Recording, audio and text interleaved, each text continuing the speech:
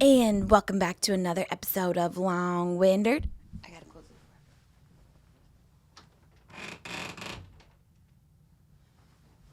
the door.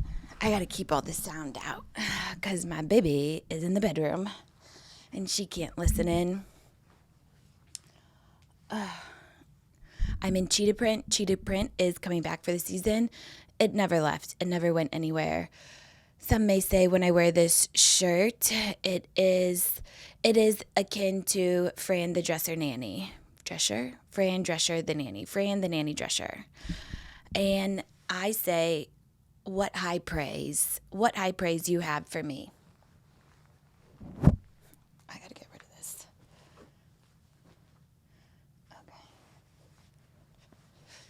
Okay. And I tucked my hair into the turtleneck for those of you listening, kind of like, you know, the ones in the magazine. I was like, what about this today? I tucked it in. I looked in the mirror. Looking back at me was Lord Farquaad, the cultural icon of centuries. And I was like, well, nothing could be better really today. Today on this episode of Thanksgiving. Happy Thanksgiving.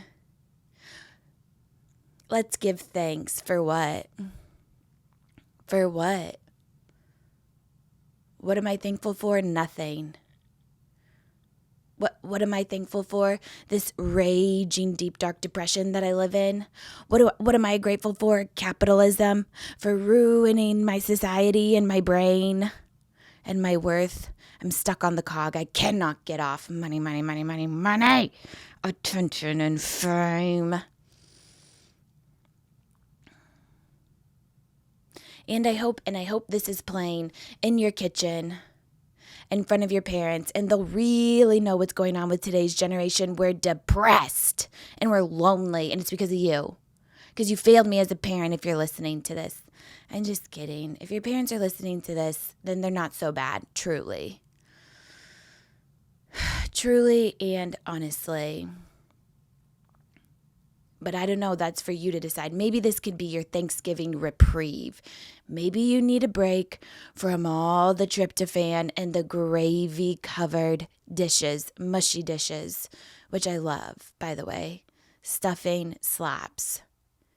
Cranberry sauce, oof, actually could suffocate my face in it.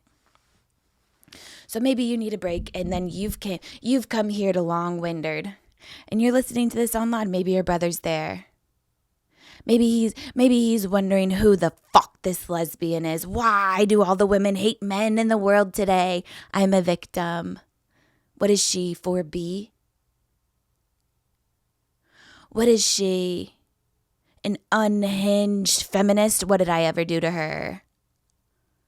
What is she? because men never liked her. Newsflash, I had 26 boyfriends just a couple years ago. They all loved me. Maybe your brother's great. I don't know. But if he's not, and he's echoing the sentiments I have just said, we'll call him Josh, and I know Josh. Josh is the one sitting outside of the pizza bagel place reading a book for all those to see. I don't believe you. Because you cannot decide between which kind of carb you want for lunch. No, I don't believe that you can read. No, you can't make any kind of decisions or meaningful conclusions based off the book that you're reading, which is probably upside down or at a grade 2 level, Josh. And you have a hoop earring. What are you getting into my jewelry? What are you trying to signal? Taste and accessorizing? What are you getting my targeted Instagram ads of perfect hoop? What are you on Etsy?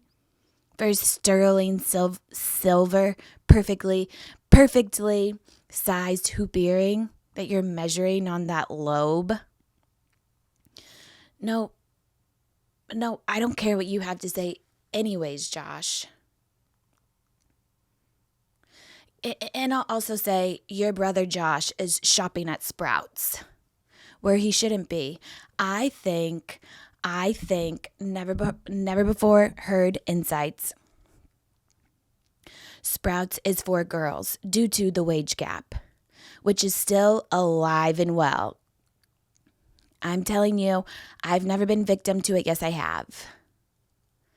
Yes, I have.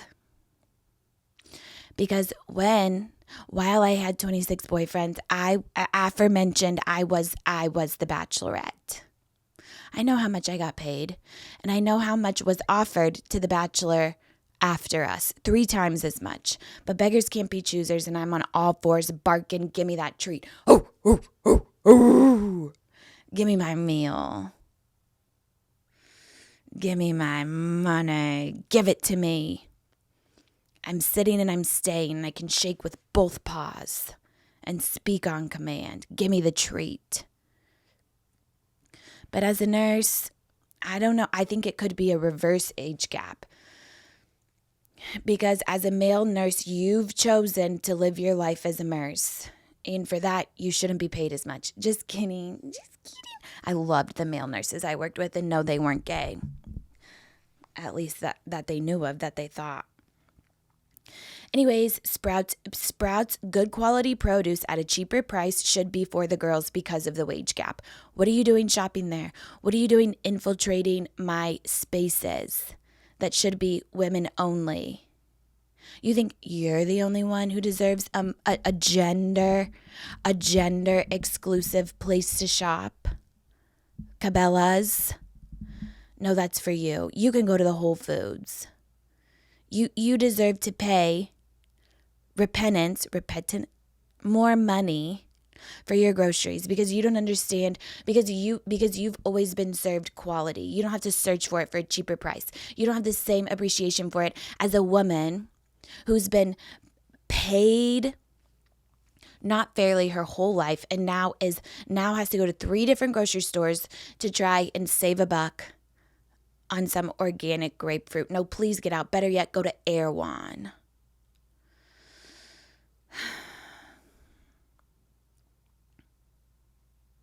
You're the bread owner. Get out of my space.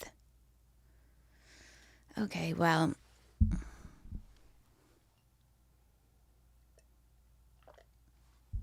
Okay, now that I got that out of the way. Speaking of, what about the Prius owners? Where are they these days? What are they doing? I know who they are and I know what they are. No. If you're still in a Prius after 2015, I know what you are, a virtue signaler. You need your guilt abated. And you need it yesterday. You're guilty for your family inheritance, so you're still driving around in a Prius. Nobody believes you. We know your grandpa left you a lump sum because he was exposed to high amounts of uranium, and he didn't make it. So he left you with a settlement, and you feel guilty. You want to be just like the others. You want to relate. Don't worry, I'm in a Prius. I know what it's like to struggle. No, that's a choice. No, I know your dad is some kind of tech founder, startup guru, and you can afford at least a 4Runner, brand new, off the lot, I'm sure, but you choose to stick in your Prius. I don't believe you. You're not pulling the wool over my eyes. Maybe some of you, and if you're listening to this on the speaker of your Prius, this does not concern you. Because I do not think the demographic of long-winded is rich. And if you are, please DM me. I'd like to know. And please tell me how rich. Send me a picture of your kitchen. Send me a picture of your mother's car. Because that will be the barometer on how rich you are. No judgment. And this isn't personal because there's 1 or 2 a day, 1 or 2 Priuses a day, wreaking havoc in the turning lane. In the middle lane, you don't know whether to go left or right, so you zoom over at the last minute, maybe causing an accident, which you've been in because you don't have all your hubcaps. Those Priuses, I feel like, are genuine. Again, not personal. This is not a judgment. I only got hubcaps in 2023. This is just an accurate assessment of what's going on with the Prius owners. I'm not buying it. Also, what about the PT cruisers? What about their cruisers and their bulbous body? Where did they go? They didn't last. I'll tell you that much. I knew someone with a Prius once upon a time. Again, circa 2015. Maybe earlier, maybe 2013. It didn't go anywhere. She didn't go anywhere in her PT Cruiser. No, the ignition never turned on. Hey, do you want to drive? No, not today. Okay, I wouldn't dare. I don't want to know what's going on under the hood of a cruiser. Once GM Motors saw the blueprints for the PT Cruiser with their surreal, oversized, round body build over the tires. They should have cleaned house then, GM. They should have started from scratch right then. That was never going to fly. It's not timeless. They should have known. Where are they today?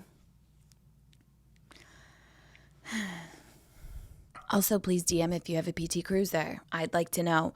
I'm running research data gathering on my Instagram. So please tell me. I'd like to see. Okay, so what's fresh on my mind? Real Housewives. Real Housewives of Salt Lake City. They're becoming a staple, aren't they? I can't get into everyone, so I will stick with the most poignant. Poignant.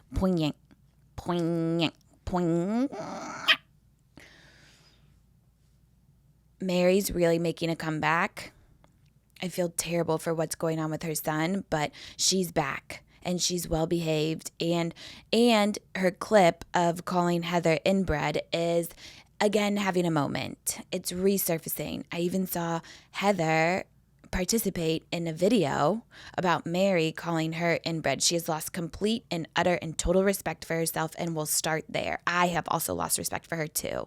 She's dead to me. This season, she's got a layoff. Holier than thou. Heather, take a look around. We're all ex-Mormons here. Nobody's holy.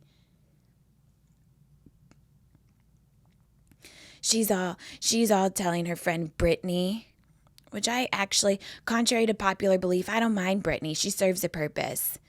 She maybe definitely isn't playing with the full deck. Let her be. Heather's like, I thought you were going to take a break from dating and focus on your kids. What? Who are you to tell a grown woman who to focus on? Her kids are the D. That's none of your business. This is called projection. You wish you could get 3 boyfriends, but not like I'm saying, but like Mary has said in the past, inbred. Your boyfriends could be your brothers. Not everybody is living by this lifestyle or this indoctrination, so you're jealous. If I stuck my nose in a mother's business of raising her kids, I would wind up my own arm and punch myself square in the face. There are few exceptions for physical assault, and I think commenting on someone's parenting is one. Unless you're at Christmas dinner. Unless you're at Christmas dinner, go off, sis.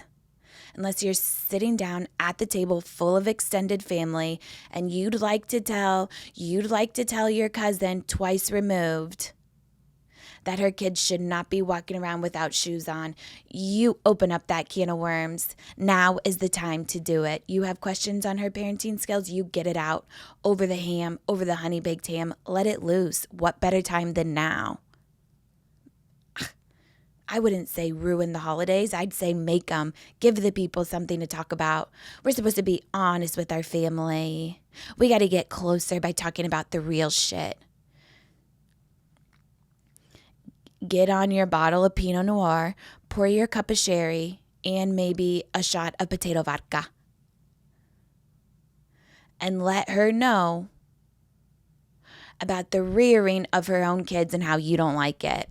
That's the only place to do it. Not in a med spa, Heather. She's going in for a lick of Botox. Leave her kids out of this. We all just want a frozen forehead from time to time without bringing our children into this, okay? Speaking of, I was off the Botox for like 4 to 5 months and I'm fully back, baby. I've missed it. I can't move my forehead. You will never know my expression. And I feel like I've never liked what's looked back in the mirror, which is Lord Farquaad in a frozen face. How about that on the beauty standard? Ugh, she just acts like she's better than anyone. But I will say, she has some funny moments. Like when she's talking about Bronwyn's husband, she's like, I know 3 things about him. I forget what the other 2 are. And she's like, his collection of Starbucks mugs.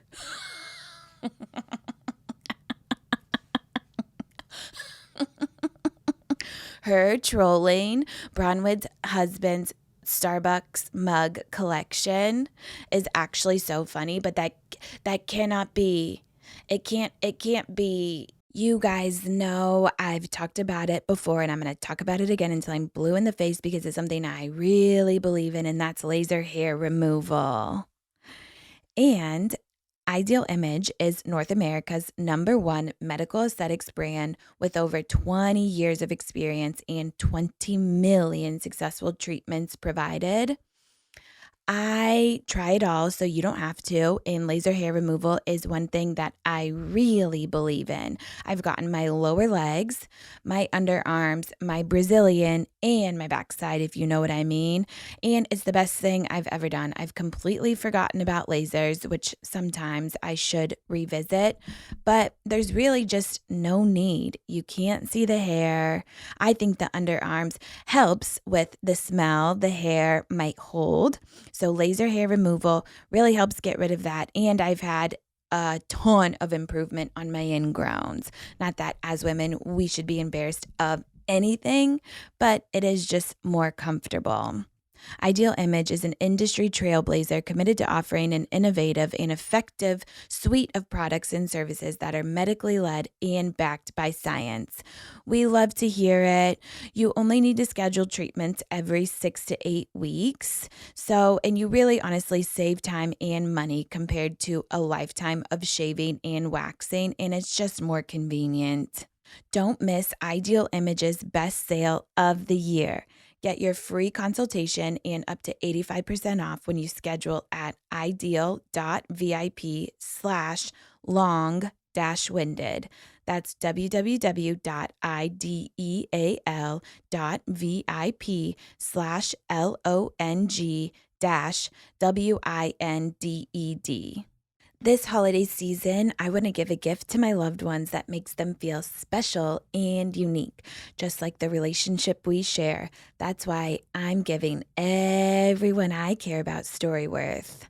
One Christmas, we did gift Grandpa John StoryWorth, and it was his favorite present he's ever received. Each week, StoryWorth emails your loved one a thought-provoking question that you get to help pick. Things like, what's the bravest thing you've ever done? What's the farthest you've ever traveled? You guys know my grandpa had a near-death incident in Sequoia. How did you used to get to school every day? Uphill both ways, he says. StoryWorth makes the writing process a breeze. All your loved ones need to do is respond to the email with a story, long or short, it doesn't matter. You'll be emailed a copy of your loved one's response as they're submitted over the course of a year. So it really just made us feel so close to Grandpa John and loved hearing about his life that he doesn't always tell us in person. Families love StoryWorth. That's why it has more than 35,000 five-star reviews on Trustpilot, with millions of stories preserved since they were founded over 10 years ago. And the best part is, after that year of fun, StoryWorth compiles your loved one's stories and photos into a beautiful keepsake hardcover book that you'll be able to share and revisit for generations to come. So we love just having with us a piece of our grandpa that we can look back at any point.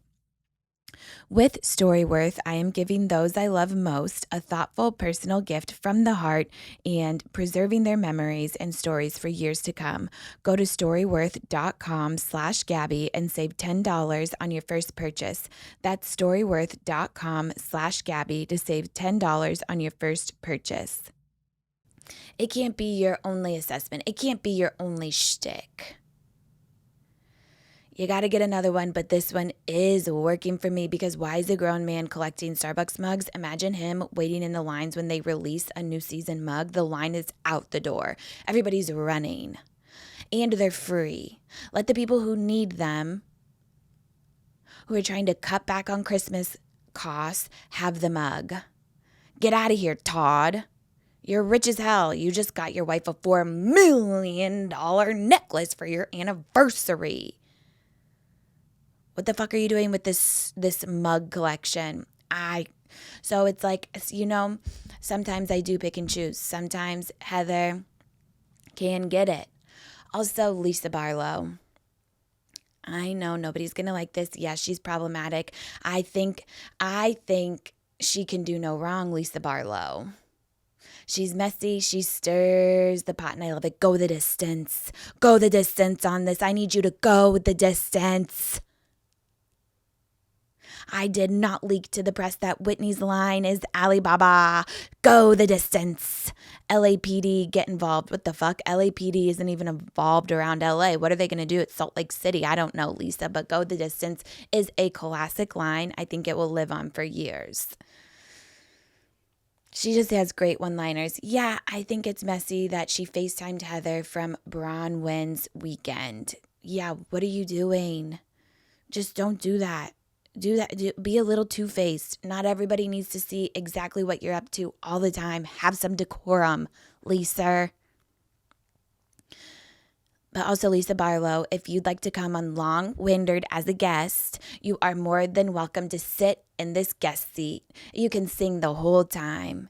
You can give me the Lisa Barlow originals. You can give me the covers, any kind of Christmas tune that you want. You'll bring your Diet Coke and you'll sit here and you can march to the beat of your own tune the whole time. I'll get you a karaoke machine. You can use or not use the lyrics. You can give me whatever you want to give. Come on. It's fun around here.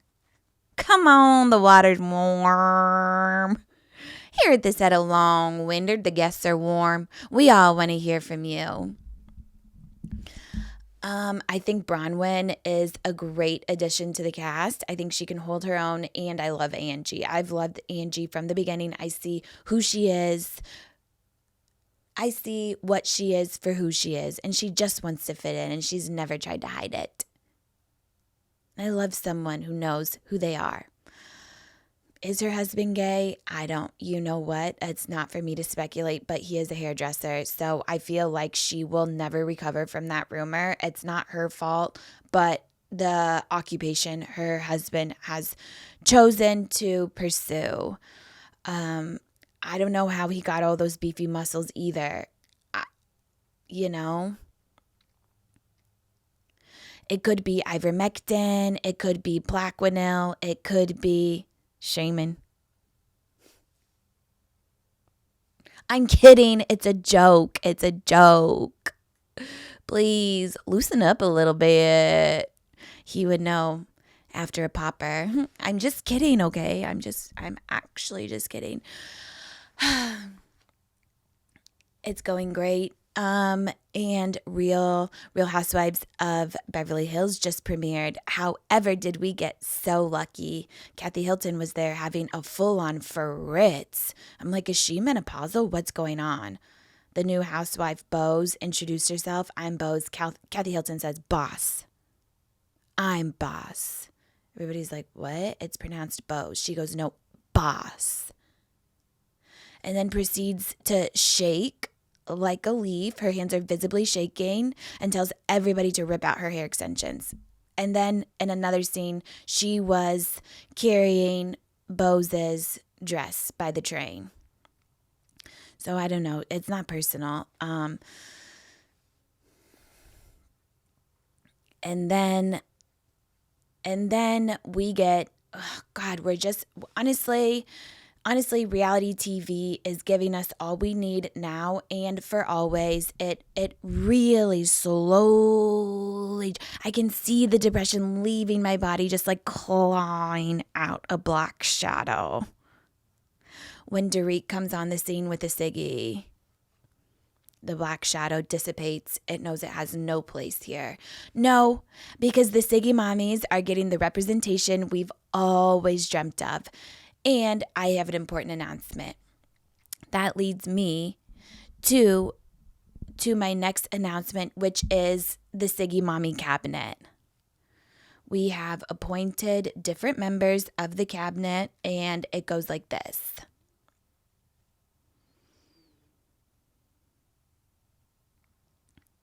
Hold on one second. Okay. We have appointed members of the Siggy Mommy Cabinet. Long-winded, I need you to listen up, and it goes like this. President, CEO, and founder, me, your host, Gaggy Windard. VP, Lisa Rinna, for obvious reasons. She doesn't have to say anything. She just goes with me to my meetings or on her F2 to meet, oligarchs of other countries, to meet Kim Jong-un. She doesn't have to say anything. She just dances. You guys know the dance I'm talking about. It's like she's stuck at an EDM concert maybe 40 years ago, and she's quite frankly seducing them, getting them to sign all of the treaties, all of the embargoes. She's getting them to sign all of the friendship agreements, which I think is a thing, just all by putting them in a trance with her dancing. I don't know if she's ever smoked a cig on camera like Dorit, but I think she would be great in the cabinet. I think, she's definitely ripping cigs in the back of her black car, covered in a fur, lip singing to Diet Pepsi. This is who we need as the VP, and in comes the secretary, Dorit. Again, for obvious reasons, she was ripping a cig, ripping a heater, punching a dart out of her Range Rover window because her divorce is getting too stressful, because Kyle cannot choose sides. Is Kyle a girl's girl? She might be in the sexual sense. She's still keeping us on our toes. Is she queer baiting? Is it working for her storyline? I don't know. I think the tears were real when she was telling everybody that she told her daughters that she could be experiencing a sexual awakening. Don't cry. Don't cry. It's the best thing that could ever happen to you, Kyle. And thank God you get the chance at your ripe old age. So don't cry. Okay, so Dorit's ripping cigs because the stress level is just too high, and she doesn't know. It feels like the plot is thickening. Dorit is pissed off at Kyle. She's really mad. She's like, I'm not mad. You know what I'm mad about. She's shaking. You know what I'm mad about, and it's not talking about this. I think Kyle chose sides, and I think she's choosing PK's side, which it just cannot happen. Okay, and then the treasurer of the Sig Mom cabinet is Lisa Barlow. If there's one person to smoke a cig in Salt Lake City, it's Lisa Barlow. And she's in charge of the treasury because of her questionable ethics, because of her sketchy morals. Yes, of course. Of course she is a Mormon. She is a woman of John Smith, the Latter-day Saint. And all before noon, she'll have a Diet Coke, she'll have her Vita tequila, and her shoulders showing. The 3 cardinal sins of the Mormon religion. John Smith isn't going to get to her. She will not be condemned to hell because she makes her own rules. Of course I'm a Mormon. Of course God loves me anyway. I don't abide by anything. That doesn't matter. I am what I say I am. I need that kind of energy when the IRS comes knocking on Siggy Mommy Inc. asking for our taxes for the last 10 years. And she pulls out a bunch of fraudulent documents and she's like, I am a Mormon because I say I am. These documents are real because I say they are. That's what I need as a treasurer. That's what I need in charge of my accounts, of my finances, is Lisa Barlow. That's our Sig Mom cabinet. No, this isn't a democratic process. No, there was no election. No, there was no popular vote. I appointed them and they accepted. And in some places, that is called a democracy. Lies. Lies! We could all take a page out of Lisa Barlow's book because I say it is. Because this is a monarchy here. And I am the Queen Prime Minister. You are the plebes. Just kidding. You have a voice. So, okay, yeah. You know. And maybe you can tell. Maybe you can tell by my demeanor. Maybe you can tell by the tone of my voice. I'm having an exacerbation of depression. I'm exacerbated and masturbated. It's worse. It's all over. I couldn't get out of bed for 2 days.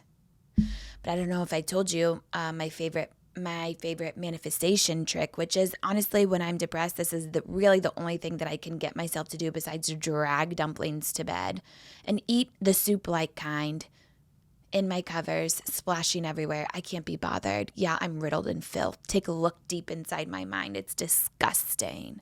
Now it's just showing on the outside.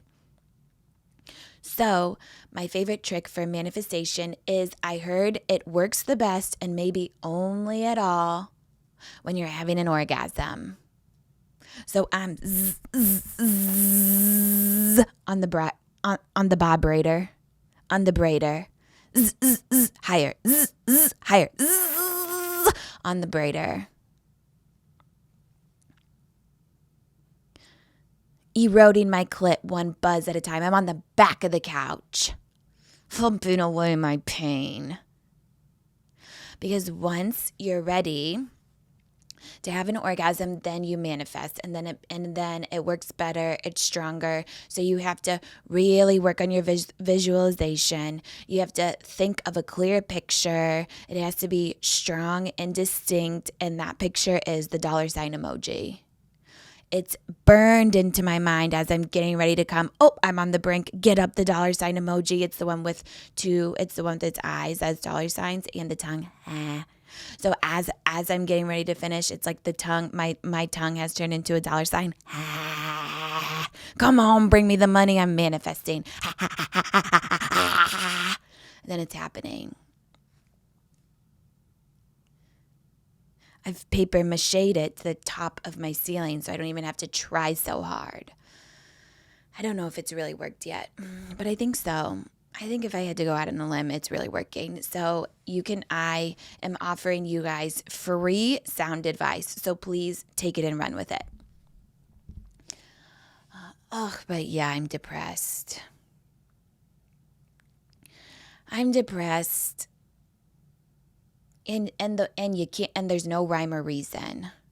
My meds could be off. Yeah, I got to talk to my psychiatrist. She's like, not this bitch again. Something's always wrong with her. I feel like I'm not myself.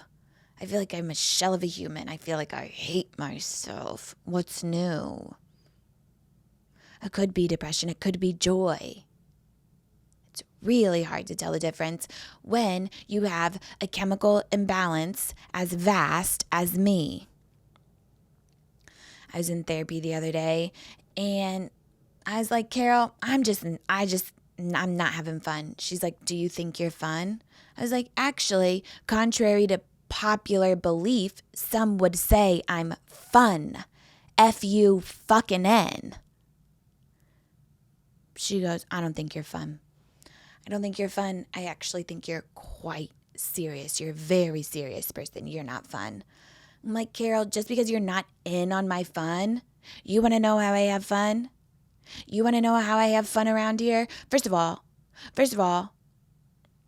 from a financial standpoint, to make things easier on my treasurer, Lisa Barlow, I have to come in, turning on the depression, double the problems. I'm really down in the dumps. So the kickback, so in turn, I get more therapy from you. It's called an ROI, return on a fucking investment. And you're bleeding me dry, Carol. I see you doing all of those renos in your gorgeous living room, and I think you have one person to thank. Yourself, because you earned it.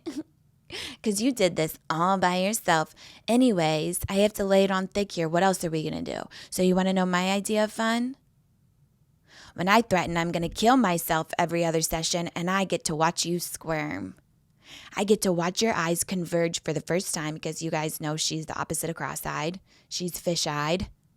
So her eyes come together and she looks at me and she has to decipher on her own whether I'm telling the truth or not. That's fun for me. You're not in on it, but I'm in on it. Of course I wouldn't. I have too much to live for. My Lamictal, twice daily. Gabapentin, twice daily. Blue pill, 3 times daily. I'm just kidding. I'm not taking any color pill. So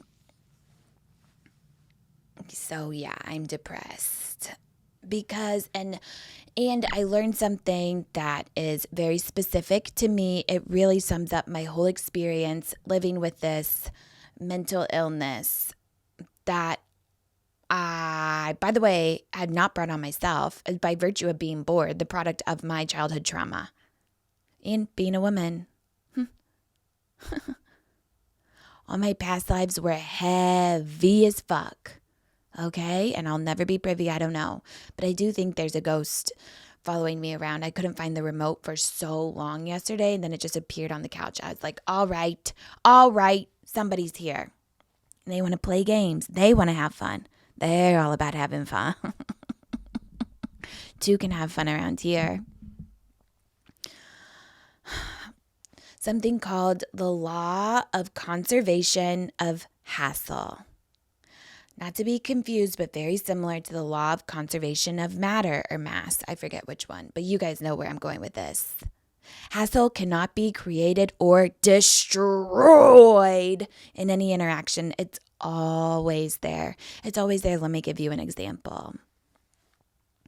You want to save yourself some stress and some hassle.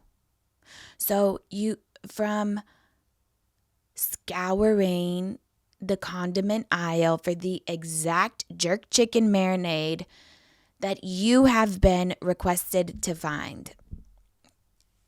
This could, talk about the brain power for 1. You're not going up to any stranger in the grocery store for 2. You're Googling to try and find a picture of the front of this condiment bottle. So maybe by pattern recognition, you can find this chicken jerk marinade. So instead of going to the grocery store to find the exact marinade and then put it on the stove in the crock pot, who knows how much energy that's going to take, you order DoorDash. All right. So we're trying to conserve. Not going to happen. You can't do it. It's got to come out. On the other end, your DoorDash driver messages you. The dreaded chat notification pops off. Oh, God. Now I have to engage. I've been here for a long time. They don't have your order. I recommend you calling. Okay, I'm not in the mood to fight.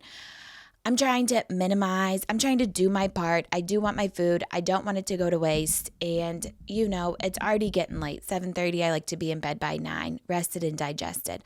Okay, no problem. I call the restaurant. A man answers the phone. Oh, no. Here we go. I'm trying to be cute and coy. I'm trying to make him think that I'm not doing his job for him miles away over the phone. He puts me on hold before I can get out my sentence. Let me get the manager. You have to get your manager to see if my to-go order is ready. Ugh, this isn't looking good for your establishment. The manager comes on. It's ready. Okay, well, my dasher said that it wasn't. I'll let him know. I don't know what to tell you. I didn't ask you to tell me anything.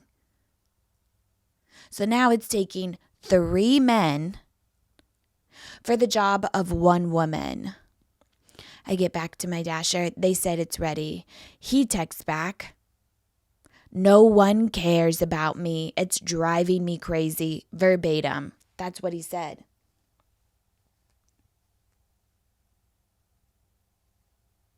That's what he said. I'm trying to find the verbatim. No one cares about me. It's driving me crazy, in quotation marks. And then after, translated from Chinese. Okay, maybe the translation was wrong. But now, in the energy I conserved from finding the jerk chicken, I have to talk my DoorDash driver off a ledge and let him know that people do care about him. Most importantly, me right now, because he is in charge of something very special and delicate to me. My parpadel. Don't worry, people care. I know they care. And then I forgot to change the setting on the DoorDash to leave at the door. And then they have to knock on the door. And then I have to see him face to face. He seems like he's doing fine. So basically, all of the hassle I saved from staying away from the Ralphs was then transferred in to the micromanagement of 3 men and emotional support I had to give to my DoorDash driver. You guys, we just can't win. And this also reminds me,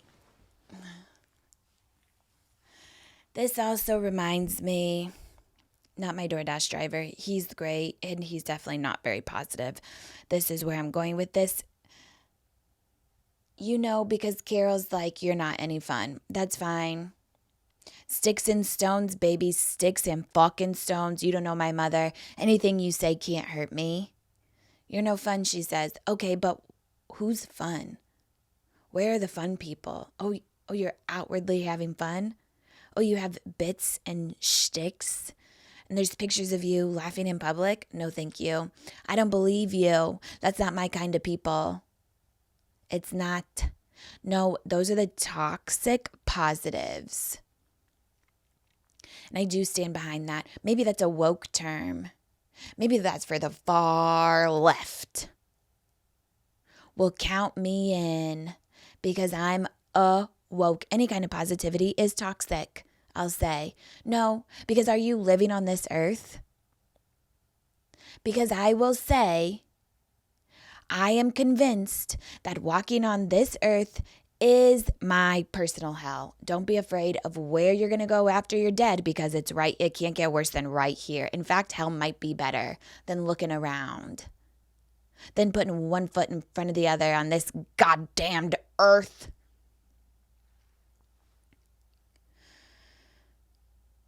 Don't be afraid of hell. My dad was raised Catholic. He can't help it. Riddled with guilt, terrified of purgatory, which may in turn turn into hell. He doesn't want to die. He's so scared. I'm like, Dad, take off your blue blockers and take a look around. We're here. We're here. In fact, I would like it to be a little warmer. So maybe send me there and I'll see you all there. I'm not afraid. It can't get worse than this. The toxic positives would tell you different. Isn't this life glorious? Can you believe in the miracle that is you? What? No, yeah, I understand. Maybe an anatomical, physical miracle, but I'm past that. Because I have a frontal fucking lobe. Because I have a goddamn cerebellum. And I'm past thinking of life as a miracle. Because why? Because why would I hate myself so much if it's a miracle? You're not pulling one over on me, that's for sure. We all know a toxic positive. They're so positive that they're negative. Their shame and embarrassment and hatred is seeping out of their pores in the smell and the aroma of a tequila, the Jose Cuervo. that they had to drink to numb the pain that they won't let anyone in on. No, you can't know. Because everything's going to be fine. No, it's not. I'm here to tell you it's not. No, it ain't. And you just have to let it all out. You just have to revel in it.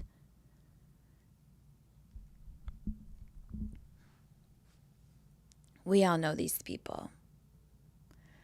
They're dusky. Their skin color is a shade of gray or green, a cool tone, an ash, if you will. Something's up. Something's up. They're fraying at the ends of their hair and of their wits. Frayed. They can't get it together. They're always kind of shaking on the inside. But on the outside, it looks like a big smile. And they talk through clenched teeth. And they're always laughing, making a cute joke. It couldn't be better. But their eyes are screaming. Their eyes are very scared. Their eyes are the window to their soul, and their soul is screaming, "Get me out of here! Get me out of here! This bitch is crazy!" Every time you have a drink with her, it turns into 5 or 6.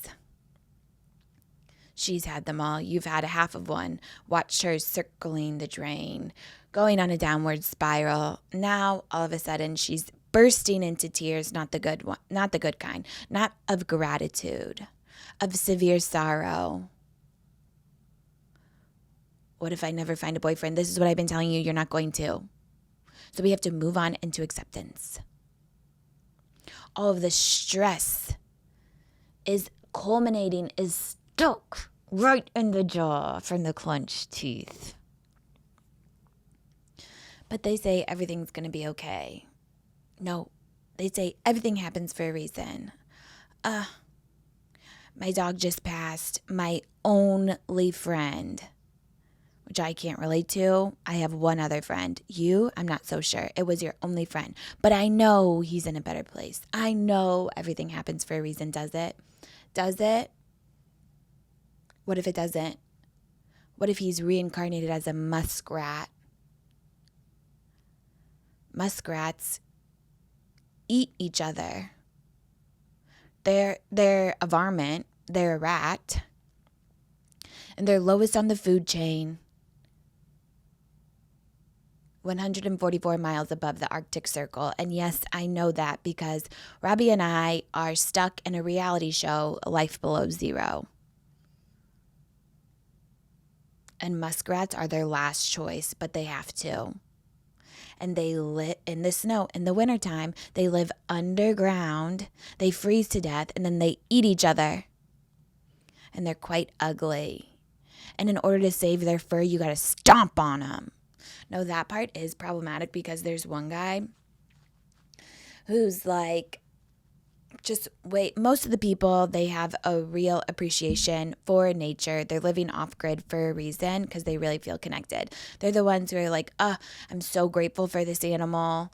You know, if they hunt one, they use all of the body parts. They're really, it's not in excess. They're not hunting in excess. They're really trying to feed themselves and their family and get through. There's this one guy who is very sketchy who kills for sport.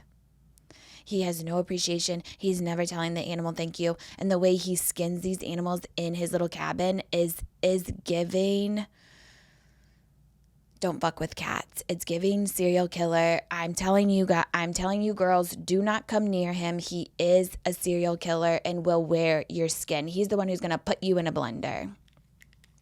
And he's the one who steps on the muskrats. It's really terrible. I hope he had a good talking to, because this is not appreciation. He needs to go to some kind of, it's like, you know, when you get in trouble for like drugs or alcohol with the law and you have to go to like weekly, whatever, therapy, probation courses. He's got to go to some kind of a rehab to teach him how the fuck to respect a muskrat. And even the most well-respected muskrats are hated among their own ecosystem. What if your dog comes back as that? No, everything doesn't happen for a reason. Give it up. Don't be positive around me. And Sometimes I wonder. Sometimes I'm kind of afraid. Do I talk about my depression too much? No, I don't think I talk about it enough. No, I'd really like you guys to get in on these neurotransmitters, the bleak ones, the ones that have no future, which are all of them. And they're few and far between. But I'd like you to experience what's going on in my little head. Sometimes I wonder, am I unlovable? Newsflash, they love the depressives. Hot girls are depressed. It's something that's just in you. It's a personality type. It's a swagger of sorts. It's like a Riz, but a depressed.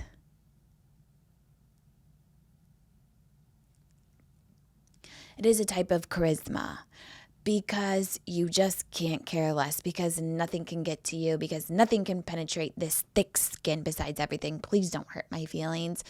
I will take it personally. But the others can't see it like that. No, they just see you a little once removed.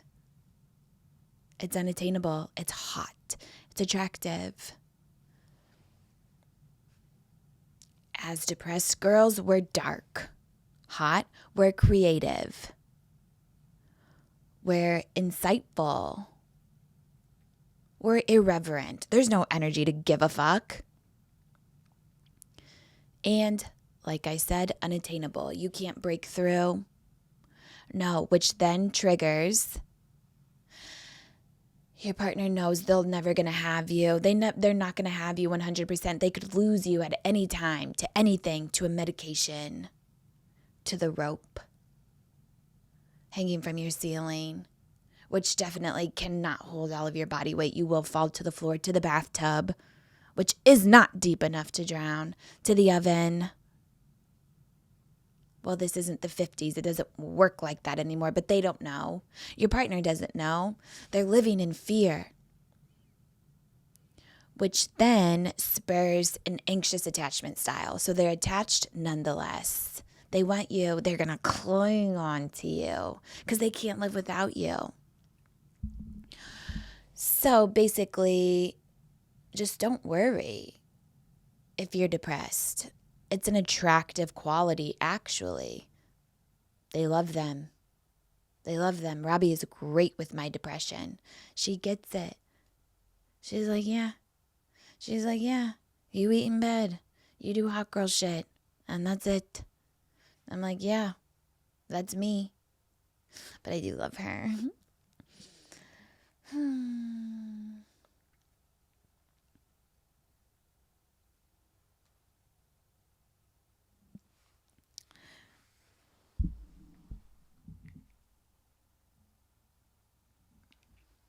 Wow, I don't even know what I've been running my mouth on, but I was really, really okay. Okay, one last thing.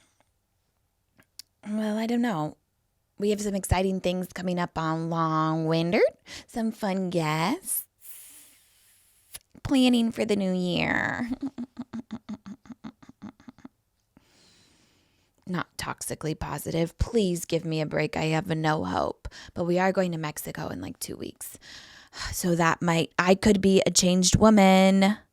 I could be a changed woman after a thong, bikini, and a snorkel. Many kind of snorkels. All right, well, on that note, I'll see you long-windards next time.